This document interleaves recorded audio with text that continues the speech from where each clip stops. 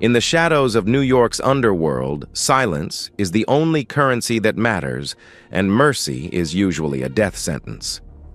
But on a rainy Tuesday at the Kensington, a waitress named Naomi Carter broke every unwritten rule of the city. She didn't know the trembling 10-year-old boy sitting alone in the corner was Ethan Cole, the sole heir to the most feared crime family on the East Coast. She didn't know the man watching silently from the darkened mezzanine was Nathan Cole, a capo, who hadn't felt a spark of fear or love since the day he buried his wife. When a glass shattered and a drunk patron lunged at the boy, Naomi didn't hesitate. That single split-second decision would ignite a war burn down a city and force the devil himself to their knees. This is the true story of how a waitress saved a wolf cub and found herself claimed by the pack. The rain hammered against the floor-to-ceiling windows of the Kensington, a sound that usually comforted Naomi Carter. Tonight, however, it just sounded like static, matching the buzzing anxiety in her chest.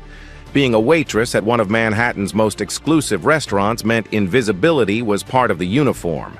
You were there to refill wine, clear plates, and never ever make eye contact unless spoken to. Naomi adjusted her apron, her deep brown skin catching the warm light of the chandeliers, her eyes scanning the floor. It was a Tuesday, usually a slow night, but the private dining sector was buzzing. Senator Phillips was in booth 4, and the CEO of a major tech firm was loudly discussing a merger in the center of the room, but Naomi's eyes kept drifting to table 7. Sitting there completely alone was a boy. He couldn't have been more than 10 years old. He was dressed in a miniature suit that cost more than Naomi's car, a charcoal 3-piece that looked stiff and uncomfortable. His dark hair was slicked back, and his legs dangled off the velvet chair, not quite touching the floor. He had a coloring book open, but he wasn't coloring. He was staring at the store, his small hands gripping a crayon so hard his knuckles were white. "Stop staring, Naomi!" hissed Greg, the floor manager, snapping his fingers in front of her face. "Table 7 pays more for privacy than you will earn in a lifetime. Refill his water. Do not speak to him." Naomi nodded, swallowing a retort. She grabbed the crystal pitcher and made her way over. As she poured the water, she noticed the boy flinch. "It's okay," she whispered, breaking the rule of silence. "Just water. Are you hungry, sweetie?" The boy looked up. His eyes were a piercing, icy blue, startlingly intelligent, but filled with a profound, vibrating terror. He shook his head minutely. "Hey, you!" The shout boomed across the restaurant, silencing the hum of conversation. Naomi froze. A man stumbled out of the bar area. It was Mr. Henderson, a hedge fund manager, known for tipping poorly and drinking top-shelf scotch like it was apple juice. He was swaying, his face flushed a violent red. "Where is my drink?" Henderson bellowed, knocking into a waiter. He scanned the room, his blurry eyes locking onto table 7. "And why is there a kid in here? This is a gentleman's establishment." Greg, the manager, was nowhere to be seen. The security guard was on the other side of the room, distracted by the senator. Henderson stumbled towards the boy. "You think you're special, kid, sitting there like a little prince?" The boy, Ethan, shrank back into his chair, the crayon snapping in his hand. "Sir, please," Naomi said. Stepping between the table and the drunk man, her heart was hammering against her ribs. "He's just a child. Please return to the bar." Henderson looked at Naomi as if she were a stain on his shoe. "Get out of my way, sweetheart. I want to teach this brat some manners." "Staring at me, who does he think he is?" Henderson lunged. It wasn't a coordinated attack, just a drunken heavy shove intended to push the table over and scare the boy, but he was a large man, over 6 feet tall and heavy. Naomi didn't think. She didn't calculate the risk of losing her job or the danger of assaulting a VIP guest. She saw the heavy oak table tipping towards the terrified boy's legs. She threw herself forward. She caught the edge of the table with her hip, a blooming bruise forming instantly, and used her momentum to shove Henderson back. But Henderson flailed his hand, grabbing a heavy crystal wine decanter from a nearby tray. He swung it wildly. "No!" Naomi screamed. She twisted her body, shielding the boy with her own back. Crack. The decanter shattered against Naomi's shoulder blade. The pain was blinding, white-hot and immediate. Shards of glass rained down, slicing into her arms and the boy's cheek. The entire restaurant gasped. Silence fell absolute and terrifying. Naomi fell to her knees, gasping, her arm instinctively wrapping around the boy's head, pulling him into her chest. "Don't look!" she whispered through grit teeth, blood seeping through her white uniform. "Don't look, honey!" Henderson stood there panting, realizing what he had done. "She attacked me! You all saw it! The Guinea attacked me!" For 3 seconds, nobody moved. Then, from the shadows of the mezzanine balcony above, a slow clapping began. Clap, clap, clap. It was a dark, hollow sound. A man descended the spiral staircase. He moved with the predatory grace of a panther, silent and fluid. He wore a black suit that absorbed the light, and his face was a mask of cold, terrifying indifference. It was Nathan Cole, and he looked ready to burn the world down. The temperature in the room seemed to drop 10 degrees as Nathan Cole reached the bottom of the stairs. He didn't look at the senator. He didn't look at the hedge fund manager. His eyes, identical to the boy's, that same piercing ice blue, were locked on Naomi, a young black woman huddled on the floor, bleeding, shielding his son. 2 men in dark suits materialized behind Nathan. They were massive, their presence heavy with the promise of violence. "Papa!" Ethan cried out, his voice cracking. He tried to scramble up, but Naomi held him gently. "Stay down, Ethan," Naomi whispered, wincing as the glass in her shoulder shifted. Nathan stopped 3 feet from them. He crouched down, ignoring the blood that was now pooling on the expensive Persian rug. He looked at his son. "Ethan, are you hurt?" "She saved me," Ethan whispered, pointing a shaking finger at Naomi the man. "He tried to hit me with the bottle. She jumped in the way." Nathan's gaze slowly shifted to Naomi. Up close, he was devastatingly handsome, but in the way a thunderstorm is beautiful, dangerous, and overwhelming. He saw the blood soaking her uniform, the glass embedded in her shoulder, and the fierce protective grip she still had on his son. He reached out his hand, hovering near her face. Naomi flinched. "I am not going to hurt you," Nathan said, his voice a low baritone that vibrated in her chest. "You are bleeding." "I'm fine," Naomi lied, her voice trembling. "Just get him out of here." Nathan stood up. The tenderness vanished instantly, replaced by a cold rage that made the air feel thin. He turned to Henderson. Henderson was sobering up rapidly, his face draining of color. He recognized Nathan Cole. Everyone in New York knew the face of the man who controlled the docks, the unions, and half the real estate in Manhattan. Mr. Cole, Henderson stammered, holding his hands up. "I didn't know the boy." He was staring. It was a misunderstanding. The waitress, she escalated it. Greg, the manager, finally rushed over, sweating profusely.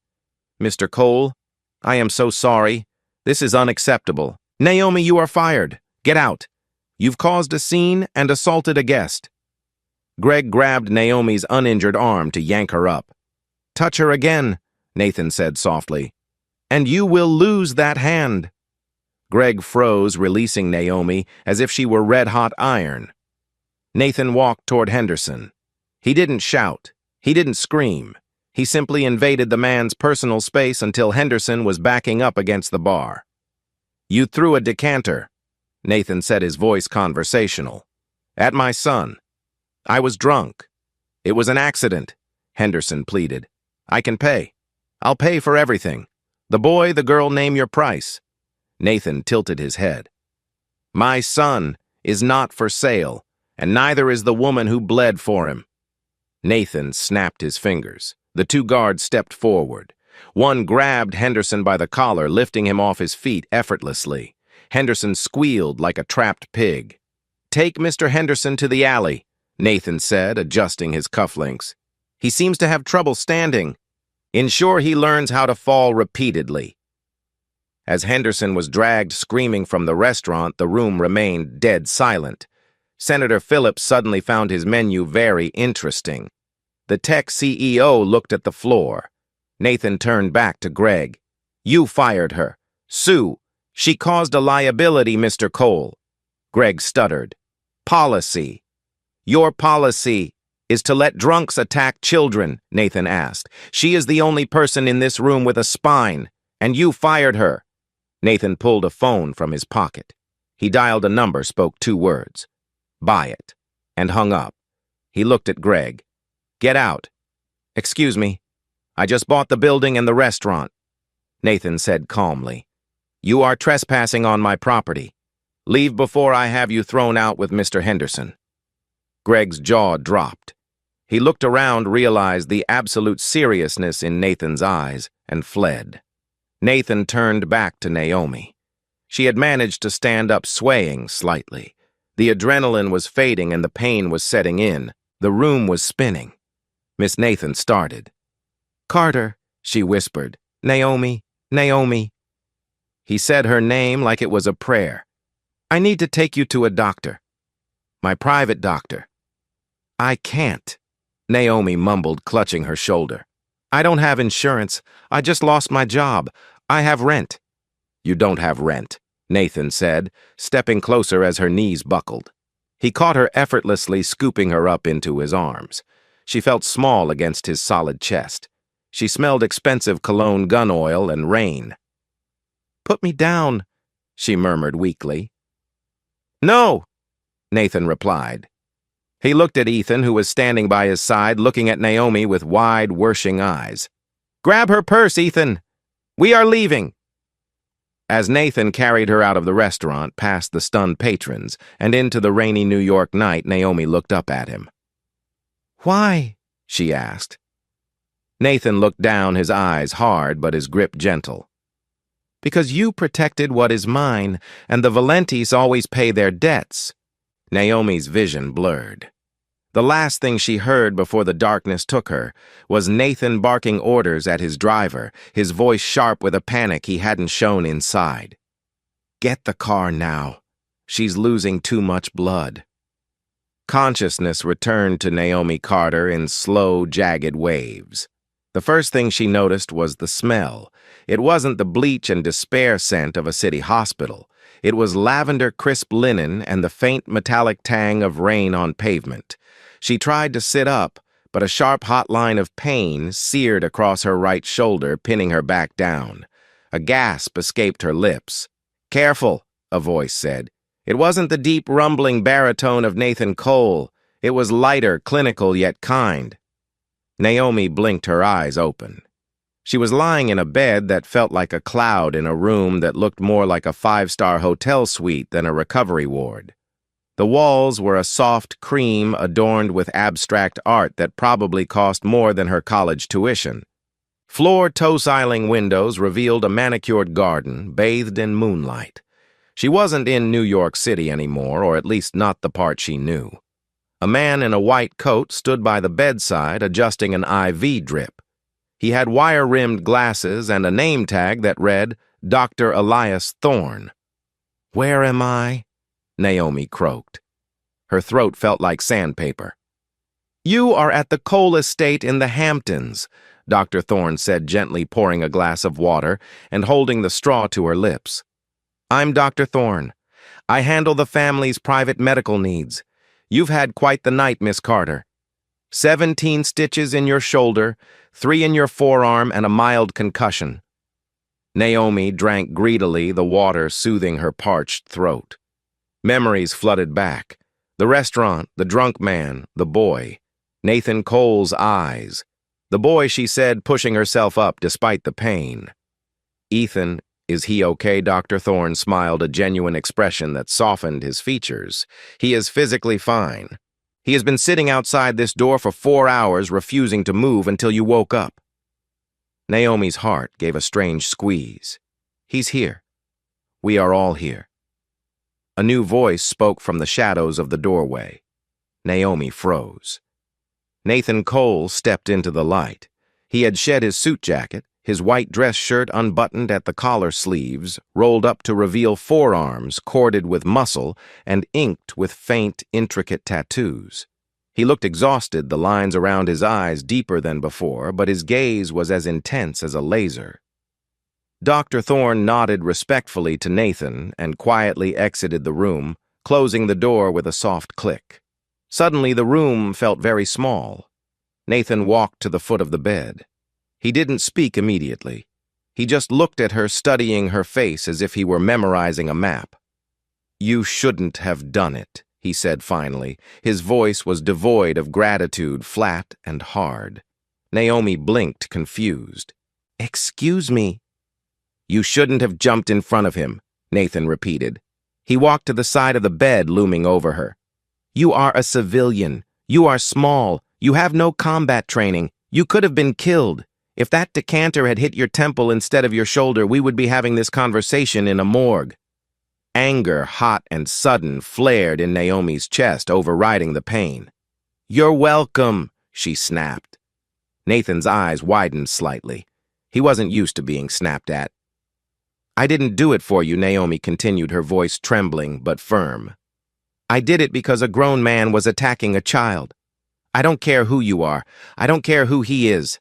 I wasn't going to watch a little boy get hurt."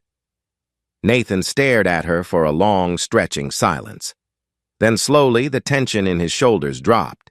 He pulled a chair over and sat down, bringing himself to her eye level. "No one has protected him before," Nathan said quietly, the mask slipping just an inch. "Not outside the family, and usually not without a paycheck involved." "He looked lonely," Naomi whispered, "and scared." "He is a Cole," Nathan said, his voice hardening again. "We are not allowed to be scared. It is a death sentence in our world. He's 10, Nathan," Naomi said, using his first name without thinking. "He's a child, not a soldier." Nathan flinched at the use of his name, his jaw tightening. He reached into his pocket and pulled out a sleek black smartphone. He slid it across the bedside table toward her. "Your phone was destroyed in the fall. I bought you a new one. Your number is transferred. Your rent is paid for the next year. Your student loans." He glanced at a file in his hand for your nursing degree that you had to abandon, paid in full. Naomi stared at him, horror dawning on her. "You investigated me." "I investigate everyone who breathes near my son," Nathan said unapologetically. Naomi Carter, 24 years old. African-American orphan since age 12, foster system survivor, dropped out of nursing school to pay for your grandmother's hospice care until she passed last month. You have no living family, no boyfriend. You live in a studio apartment in Queens with a broken radiator. He stood up, regaining his distance. "You are paid in full for your service, Miss Carter. The car will take you home in the morning." It was a dismissal, a transaction. He was buying her heroism so he wouldn't have to owe her anything. The realization stung more than the stitches. "I didn't do it for money," Naomi said, turning her head away. "I don't want your money." "Everyone wants money," Nathan said cynically. "I want to see Ethan," she said. "No, he's waiting outside." "He gets attached too easily," Nathan said, his voice rough. "His mother. She died 3 years ago. Since then, he hasn't spoken a word to a stranger. Tonight he spoke to you. That makes you dangerous." "Dangerous?" Naomi scoffed. "I'm a waitress." "You are a weakness," Nathan corrected. "If my enemies see that he cares for you, they will use you to get to him. It is better for you to leave. Disappear." Before Naomi could argue, the door handle turned. "Papa!" A small voice came from the crack. Nathan sighed, closing his eyes for a brief second, showing a rare moment of defeat. "Ethan, I told you to go to bed." The door pushed open. Ethan stood there, still in his little suit, though the tie was gone. He was clutching the coloring book from the restaurant. He looked at Nathan, then at Naomi. He didn't run to his father. He ran to the bed. "Ethan, careful." Nathan warned, stepping forward, but Ethan was gentle. He reached out and touched Naomi's uninjured hand. His eyes were red-rimmed. "Did you die?" he asked, his voice shaking. Naomi's heart broke. She squeezed his small hand. "No, sweetie. I'm right here. I'm okay. See, just a few bandages." Ethan let out a breath that sounded like a sob. He climbed onto the edge of the oversized bed, curling his legs up, sitting like a guard dog at her feet. He opened his coloring book and placed it on the blanket. "I made this for you," he whispered. It was a drawing of a stick-figure woman with a yellow halo standing in front of a stick-figure boy stopping a giant red blob. Nathan watched them, his face impassive, but his mind racing. He saw the way Ethan leaned into her. He saw the way Naomi's hand naturally smoothed Ethan's hair, a maternal gesture that seemed as instinctive as breathing. He had tried to buy her off. He had tried to push her away. But as he watched his son, who hadn't smiled in 3 years, show a drawing to this stranger, Nathan realized with a sinking dread that this wasn't over. Fate had just dealt him a hand he didn't know how to play. "Miss Carter." Nathan said, his voice changing. The coldness was gone, replaced by a dark, calculating intensity. "Change of plans."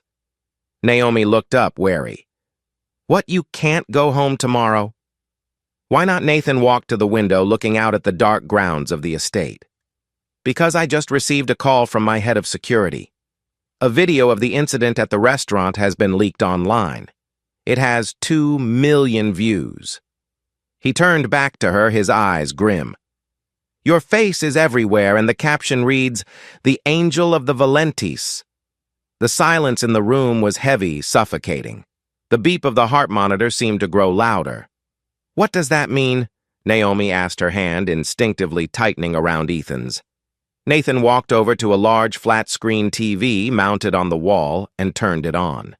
He switched to a news channel.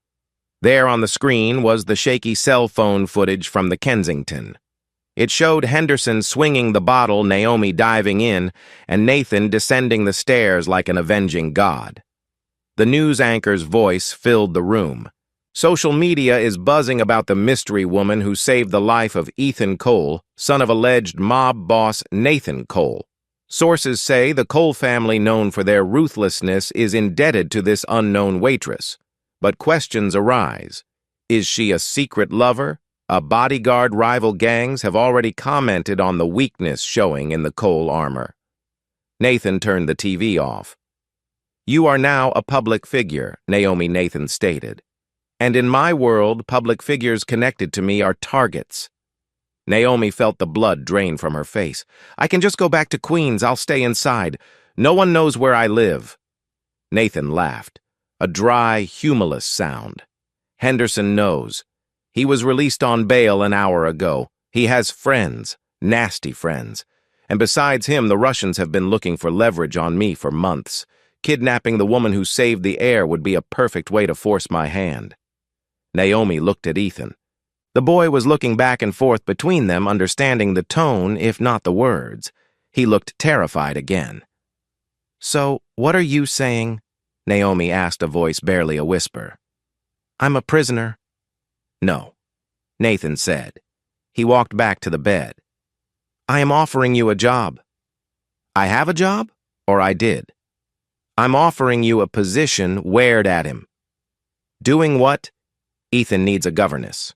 Nathan lied smoothly. He didn't care about a governess. He had tutors for that. He needed her close so he could control the variable she represented. Someone to watch him be with him. "He clearly trusts you, and I need someone I can trust to keep him safe while I handle the fallout of this mess." "You trust me?" Naomi asked skeptically. "You don't even know me." "I know you took a bottle to the shoulder for a child you didn't know," Nathan said. "That tells me everything I need to know about your loyalty and your stupidity. I can work with both." He leaned in, his hands resting on the bed rails, boxing her in. "The deal is this. You live here. My security protects you 24/7. You receive a salary of $10,000 a month. You stay with Ethan. You do not leave the estate without my permission.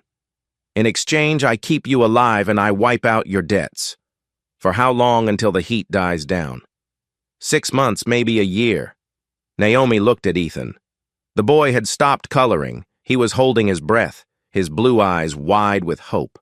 He grabbed her hand with both of his. "Please," Ethan whispered. "Please stay. I promise I'll be good."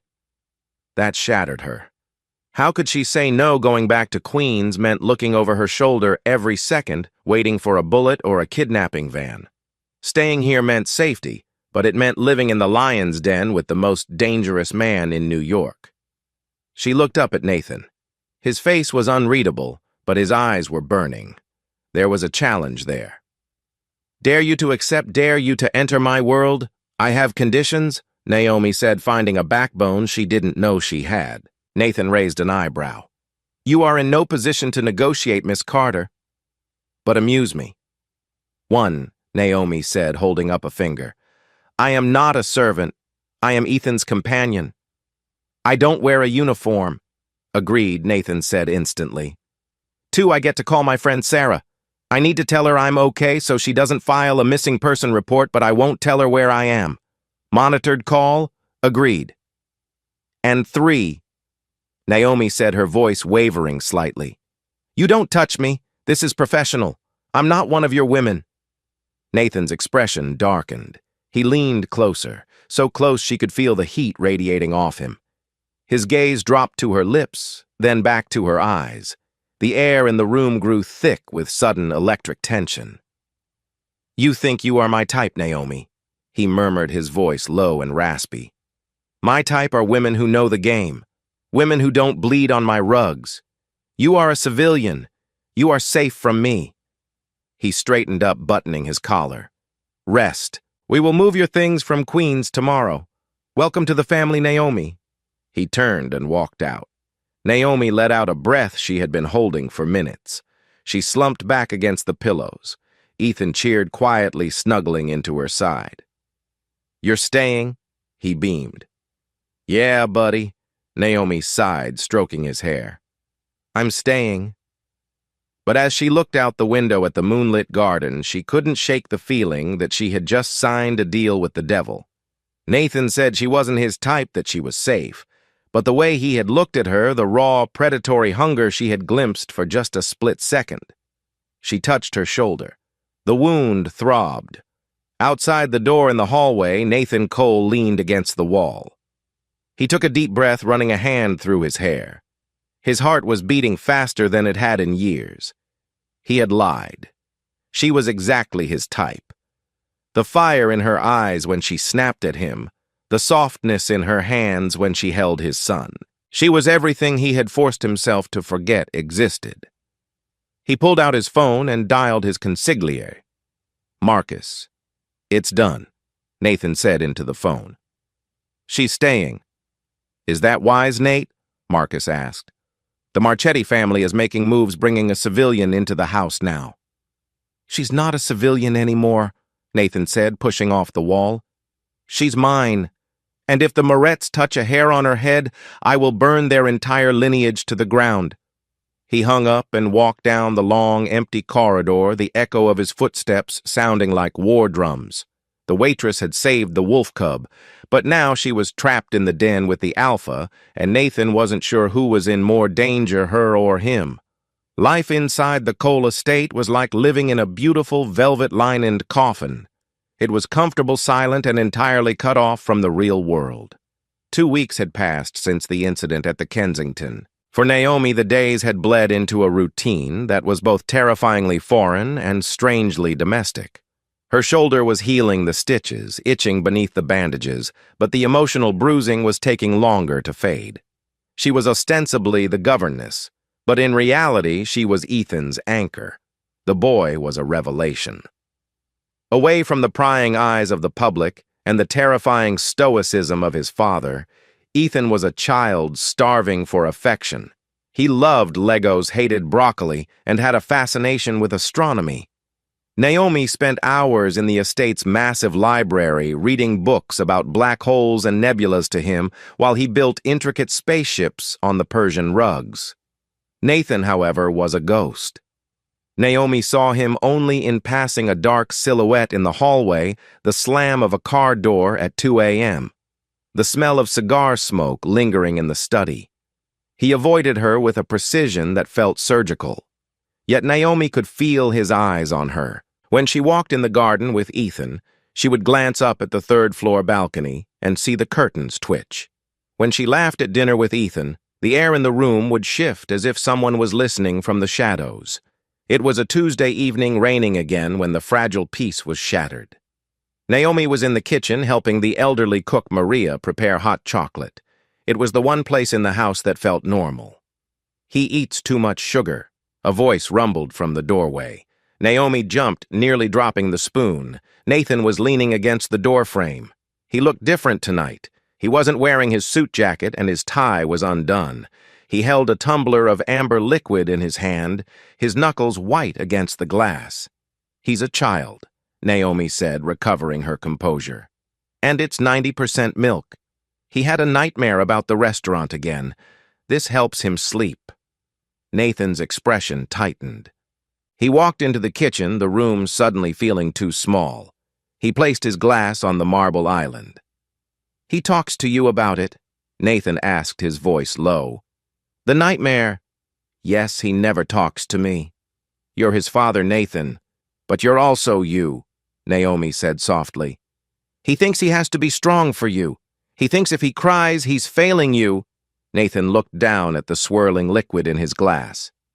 "He is a coal. If he is weak, the world will eat him alive. I am trying to toughen him up." "He's 10, Naomi argued, stepping closer. "He doesn't need to be tough. He needs to know he's safe. There is a difference between being a soldier and being a survivor. You're raising a soldier. I'm trying to help him survive being a kid." Nathan looked up, his eyes locking onto hers. The intensity of his gaze pinned her to the spot. "And who taught you that?" "The survivor part." "Life," Naomi answered simply. "The foster system isn't so different from your world. You keep your head down. You don't make noise, and you pray the monsters don't notice you." Nathan reached out his hand, brushing a stray lock of hair behind her ear. His fingers were rough, calloused from violence, but his touch was shockingly gentle. Naomi's breath hitched. She didn't pull away. "You are not invisible anymore, Naomi," he murmured. "The monsters have noticed you." Before the moment could deepen, the front intercom buzzed loudly, echoing through the house. Nathan pulled back instantly, the mask of the dawn slamming back into place. He tapped his earpiece. "Talk to me." Naomi watched as Nathan's face went from neutral to a mask of pure, unadulterated fury. "Stay here," he ordered Naomi, his voice like ice. "Do not leave this kitchen." He turned and strode towards the main hall. Naomi, ignoring his order, followed him to the foyer, hiding behind a pillar. The head of security, a massive man named Russo, was holding a package. It was a simple brown box wrapped in twine. It had been left at the main gate. "Bomb squad cleared it, boss," Russo said, his face pale. "But you need to see what's inside." Nathan opened the box. Naomi leaned forward, straining to see. Inside the box lay a pristine white waitress apron, identical to the one Naomi wore at the Kensington, but the center of the apron was stained with a violent splash of red paint, mimicking blood. Lying on top of the apron was a single dead blue jay and a note. Nathan picked up the card. He read it, his hand trembling with rage. "A pretty bird for a pretty cage, but even birds die when the winter comes. Tell the angel we will see her soon. Signed V.M. Victor Marchetti." Nathan crushed the card in his fist. He turned to Russo. "Double the perimeter. Call the boys. Get the car ready. Where are we going, boss?" "We aren't going anywhere," Nathan snarled. "We are going to war, but first we have to go to a party." He turned and saw Naomi standing by the pillar. She was staring at the dead bird, her face white as a sheet. She knew what it meant. They knew she was here. They knew she was important. Nathan walked over to her. He didn't offer comfort. He didn't offer lies. "Go upstairs," he commanded. "Pack a bag. Formal wear." "Why?" Naomi whispered. "Because hiding you isn't working." Nathan said, his eyes burning with a dark, dangerous resolve. "Marchetti thinks you are a weakness. He thinks I am hiding you because I am ashamed or afraid. So tomorrow night at the mayor's gala, I am going to show him the truth." "What truth?" Nathan stepped close, grabbing her chin and forcing her to look at him. "That you are not a weakness," he hissed. "You are the queen on the chessboard, and I am going to use you to draw the king out so I can kill him." The Pierre Hotel ballroom was a sea of diamonds, black ties, and fake smiles. It was the annual charity gala for the NYPD, the irony of which was not lost on Naomi. The room was filled with politicians, judges, celebrities, and the men who secretly owned them all. Naomi stood at the top of the grand staircase, her hand trembling slightly on Nathan's arm. She looked unrecognizable. The simple waitress from Queens was gone.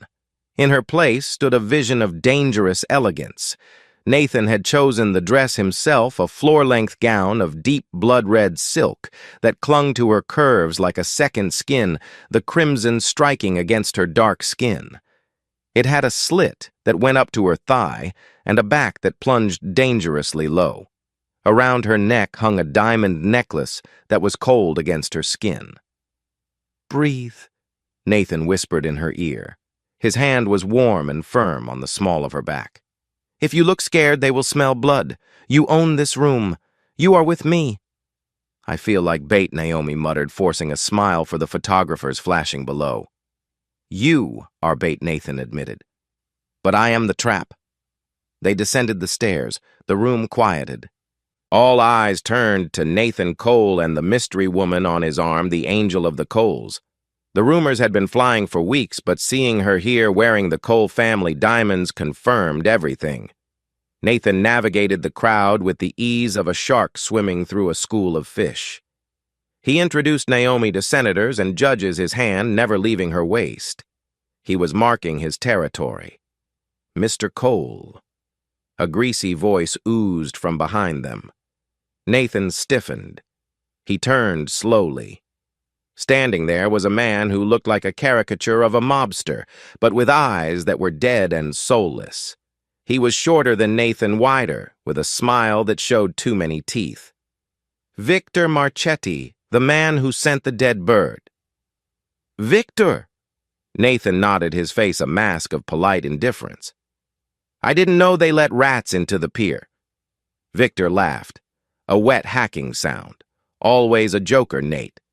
And this Victor's eyes ran over Naomi, lingering on her chest in a way that made her skin crawl. "This must be the famous Naomi the waitress who plays hero." "Miss Carter to you," Nathan said, stepping slightly in front of her. "Of course," S said. He stepped closer, invading Naomi's personal space. "You know, Miss Carter, New York is a dangerous city. Accidents happen, glass breaks, birds fall from the sky." Naomi felt a surge of fear, but then she remembered Ethan.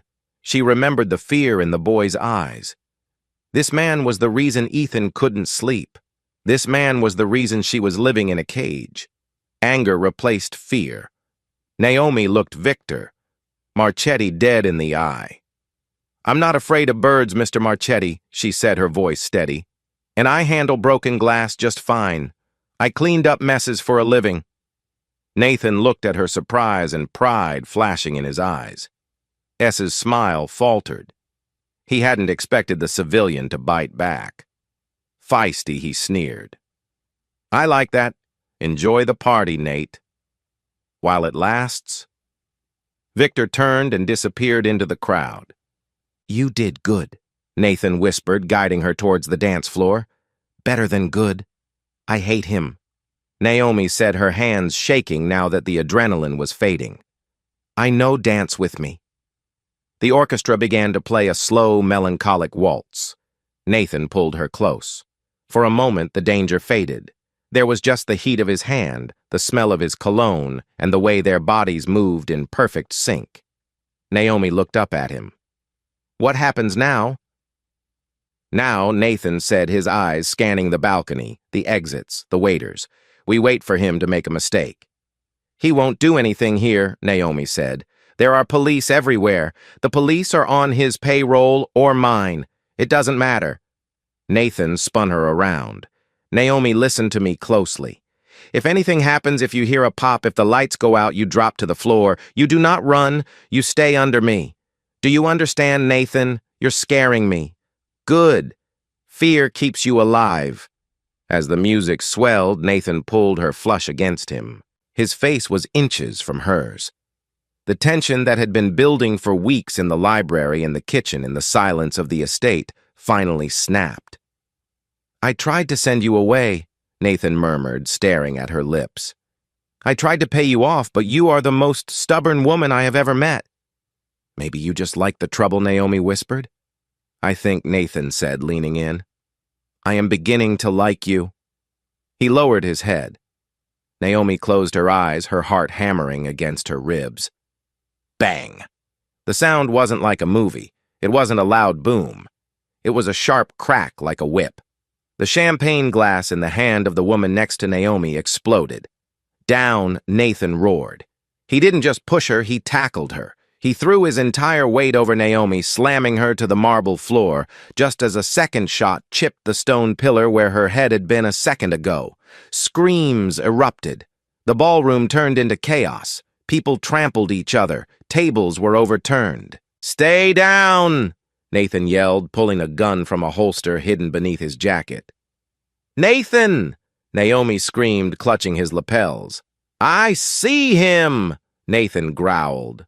Up on the mezzanine balcony, a waiter had dropped his tray and was raising a suppressed pistol. It wasn't Marchetti. It was a hired hitman. Nathan didn't hesitate. He raised his gun, aiming through the panic through the running bodies. He fired once. The man on the balcony jerked back and fell over the railing, crashing onto the buffet table below. "Move!" Nathan grabbed Naomi's hand, hauling her up. "We have to go to the kitchen." They ran. Naomi's heels slipped on the spilled champagne and broken glass. Nathan half-carried her, his gun sweeping the room. They burst into the hotel kitchen. Cooks were cowering under stainless steel tables. "The back exit," Nathan commanded. "Go." They reached the loading dock. The cool night air hit Naomi's face. "We made it!" she gasped. "No!" Nathan said, stopping abruptly. He looked at the alleyway. It was blocked. A black SUV was parked horizontally across the exit. 4 men stood there holding submachine guns, and in the center smoking a cigar was Victor Marchetti. "I told you, Nate!" Marchetti called out, his voice echoing off the brick walls. "The party is over." Nathan pushed Naomi behind him. He checked his magazine. He had 6 bullets. There were 5 men. "Naomi," Nathan said, his voice strangely calm. "Yes," she wept. "Do you trust me?" "Yes. When I start shooting, you run back inside. You find Russo. You don't look back." "No." Naomi grabbed his arm. "I'm not leaving you." Nathan turned to her in the dim light of the alley, with death staring them in the face. He cupped her cheek. "You have to," he said, "because Ethan needs one of us, and it looks like it's going to be you." He kissed her. It was hard, desperate, and tasted of goodbye. Then Nathan Cole turned, raised his gun, and walked into the fire. The alleyway behind the pier was a canyon of shadows, illuminated only by the harsh yellow glare of a distant street lamp and the headlights of Marchetti's SUV. The air smelled of wet asphalt and impending death. Nathan walked forward. He didn't run. He didn't crouch. He walked with the terrifying calm of a man who had already accepted his fate. "Bold!" Marchetti laughed, signaling his men. "Cut him down!" Nathan moved. It was a blur of motion too fast for the human eye to track comfortably. As the first submachine gun raised, Nathan fired. Bang, bang. 2 guards dropped holes in their foreheads before their bodies even registered the impact. Nathan dove behind a stack of industrial dumpsters as the alley erupted in a hail of bullets. Sparks flew as rounds chewed up the metal shielding him. He was pinned. He had 4 bullets left. There were 3 men standing plus Marchetti. "You're getting old, Nate." Marchetti taunted, firing blindly at the dumpster. "You missed me." Inside the hotel doorway, Naomi stood frozen. Her entire body screamed at her to run. Find Russo, find safety, run to Ethan. That was the deal. But then she saw it. One of the gunmen was flanking Nathan. He was creeping along the wall, moving to get a clear angle behind the dumpster. Nathan was focused on Marchetti. He didn't see the man circling him. If Naomi ran, Nathan died. It wasn't a choice. It was a reflex. Lying on the concrete near the door was the hitman Nathan had shot from the balcony, the one who had fallen. His suppressed pistol lay a few feet from his outstretched hand. Naomi didn't think about nursing school. She didn't think about the oath to do no harm. She thought about a little boy with blue eyes who had asked if she had died. She thought about the man who had told her she was a queen. She lunged for the gun. It was heavier than it looked, cold and greasy. In the alley, the flanking gunman raised his weapon, aiming at Nathan's exposed back. "Hey!" Naomi screamed. The gunman turned surprised to see the girl in the red dress standing there. Naomi squeezed the trigger. She didn't aim. She just pointed and prayed. The gun kicked hard, bruising her wrist. The bullet went wide, shattering a brick near the gunman's head. But it was enough. The gunman flinched, distracted. Nathan heard the shot. He heard her voice. She didn't run. "Naomi, get down." Nathan roared. He used the split second of distraction. He rolled out from cover, exposing himself to fire. He double-tapped the flanking gunman. Bang, bang. The man fell. Nathan spun towards the SUV, firing his last 2 rounds. One hit the driver, who slumped over the horn. The blaring sound of the horn filled the alley, a constant, deafening scream, but the chamber clicked empty. Marchetti stood 10 feet away. He realized Nathan was out of ammo. A cruel, triumphant grin split his face. He raised a heavy revolver, aiming directly at Nathan's chest. Nathan was on one knee. No cover, empty gun. "Say goodbye, Nate." Marchetti sneered. "I'll make sure the girl screams for you." Nathan looked at the barrel of the gun. He didn't flinch. He just looked past Marchetti, his eyes locking with Naomi's. There was no fear in them, only an apology. "I couldn't save you." Marchetti's finger tightened on the trigger. Click. The alley went silent, save for the blaring car horn. Marchetti frowned. Confused. He pulled the trigger again. Click. Misfire. Marchetti snarled, racking the slide. "No," a voice said from the darkness. "Betrayal." Marchetti froze. He looked down at his own hand. Suddenly, the back window of the SUV rolled down. A man was sitting there. Marchetti's own underboss, Lucas. "Sorry, Vic," Lucas said, lighting a cigarette. But Cole made a better offer. Marchetti spun around, eyes wide with shock. "Lucas, you rat! I'm your brother-in-law. Business is business." Lucas shrugged. "And Cole offered me the territory. Plus, you shot at a kid, Vic. Even rats have standards." Nathan stood up slowly. He tossed his empty gun aside. He reached into his jacket pocket and pulled out a switchblade. Marchetti backed up, fumbling to reload his revolver. "Nate, wait. We can talk. The commission. The commission isn't here." Nathan said, his voice a low growl. "You threatened my son. You hunted my woman." Nathan lunged. It was over in seconds. The violence was brutal, personal, and final. When Nathan stepped back, Marchetti lay still on the wet pavement. Nathan stood there, breathing heavy. Blood not his own splattered on his white shirt. The adrenaline was crashing. He turned slowly toward the hotel door. Naomi was still standing there, holding the gun with both hands shaking violently. She looked at the bodies. She looked at the blood. She looked at the man she had fallen in love with. A monster, a killer, a savior. Nathan walked toward her. He stopped a foot away, afraid to touch her with his bloody hands. "I told you to run," he rasped. "I don't take orders." Well, Naomi whispered, the gun slipping from her fingers and clattering to the ground. "You saved my life," Nathan said, looking at her with a reverence usually reserved for saints. "That guy, he had me dead. You distracted him." "I missed Naomi," said, tears finally spilling over. "You didn't miss what mattered," Nathan said. He stripped off his ruined jacket and threw it on the ground. He stepped forward and pulled her into his arms, crushing her against him. He didn't care about the blood. He didn't care about the sirens wailing in the distance. He buried his face in her neck, breathing in her scent, grounding himself. "It's over," he murmured into her hair. "He's gone. You're safe. Ethan is safe." Naomi sobbed into his chest, the adrenaline leaving her body, leaving her knees weak. "I thought I lost you. You can't lose me." Nathan promised, lifting her face to look into her eyes. "I belong to you now. Debt paid." 3 years later, the sun was setting over the Amalfi Coast, painting the sky in hues of violet and gold. The terrace of the villa overlooked the sparkling Mediterranean Sea. Naomi sat at the patio table, sipping a glass of wine. She looked different now. The haunted look in her eyes was gone, replaced by a quiet confidence. She wore a simple white sundress, and on her finger a diamond the size of a robin's egg glittered in the light. "Mama, look." Naomi turned. Ethan, now 13 and going through a growth spurt, was running up the stone steps from the private beach. He was tan, smiling, and holding a massive seashell. "It's a Triton's trumpet," Ethan announced proudly, placing it on the table. "Dad said it's rare."